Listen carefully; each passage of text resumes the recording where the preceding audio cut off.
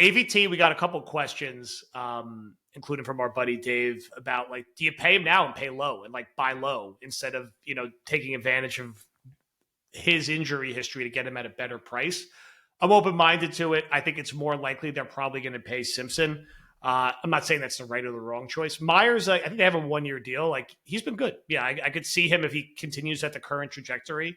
Can you get him on like another cheap 2 year deal and keep him around because he can play and he's playing well in this system?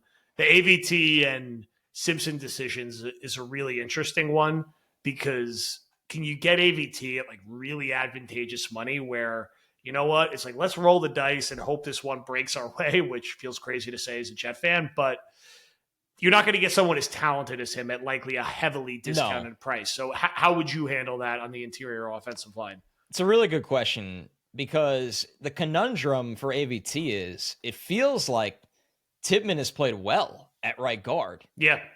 Where they might look at Tippmann now and really like him there.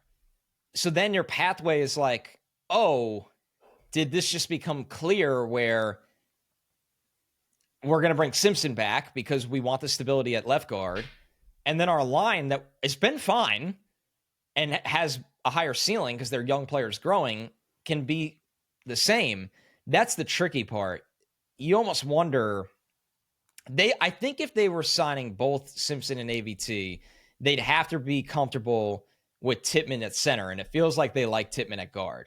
So the idea in theory makes a ton of sense without being able to nail an exact value because there's a limit. You're not going to pay AVT this crazy deal just because you want to keep him there and you don't really have a plan.